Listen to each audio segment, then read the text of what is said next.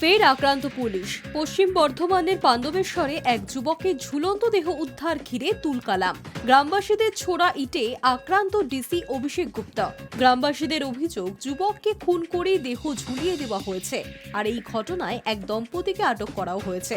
Police ও স্থানীয় সূত্রে জানা যাচ্ছে, মৃত যুবকের নাম পল্লব, বয়স 22 বছর, বাড়ি পাণ্ডবেশ্বর থানার কুমারডিহি গ্রামে। ওই যুবকের সঙ্গে পাশের পাড়ার এক মহিলার বিবাহ বহির্ভূত সম্পর্ক ছিল। বৃহস্পতিবার সকালে ওই মহিলার বাড়ি থেকেই যুবকের ঝুলন্ত দেহ উদ্ধার হয়। এই ঘটনায় উত্তেজনা ছড়িয়ে পড়ে এলাকায়। খবর যায় পুলিশে। পুলিশ দেহ উদ্ধার করে, কিন্তু অভিযোগ ওঠে বাড়ির লোকজনকে না জানিয়েই পুলিশ দেহ নিয়ে গিয়েছে। আর তা নিয়েই চরম উত্তেজনা ছড়ায় এলাকায়।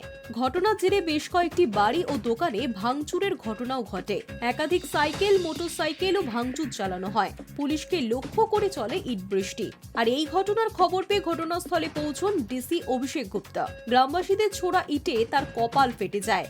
আহত হন বেশ কয়েকজন পুলিশ কর্মীও। আর এরপরই উত্তেজিত জনতাকে ছত্রভঙ্গ করতে পুলিশও পাল্টা লাঠিচার্জ করে বলে অভিযোগ। পরিস্থিতি উত্তপ্ত হয়ে উঠলে আশপাশের থানা থেকে বিশাল পুলিশ বাহিনী ঘটনাস্থলে আসে।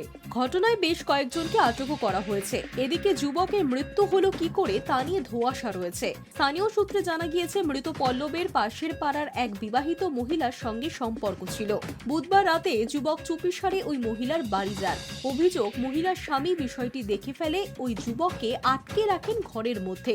এর কিছুক্ষণ পর ওই ঘর থেকেই যুবকের ঝুলন্ত দেহ উদ্ধার হয়। যুবকের রহস্য মৃত্যুতে একাধিক প্রশ্ন উঠছে। তারই তদন্ত শুরু করেছে পুলিশ। আক্রান্ত আসানসোল দুর্গাপুর পুলিশের ডিসি অভিষেক গুপ্তা জানিয়েছেন, যুবকের মৃতদেহ নিয়ে উত্তেজনা ছড়িয়েছিল।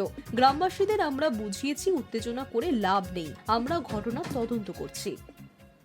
একটা উত্তেজনা হয়েছিল, একটা ডেড বডি নিয়ে একটা টেনশন ছিল যে কিভাবে হয়েছে নেই হয়েছে, ওটার জন্য আমরা সব রকম পাণ্ডবেশ্বর থানার পুলিশ তদন্ত করছে সকাল থেকেই। তো সেই জন্য আমরা এটাই বোঝাচ্ছি, লোকাল মানুষকেও বারবার বোঝাচ্ছি। তো এখন অনেকজন বুঝেছে এই জিনিসটা।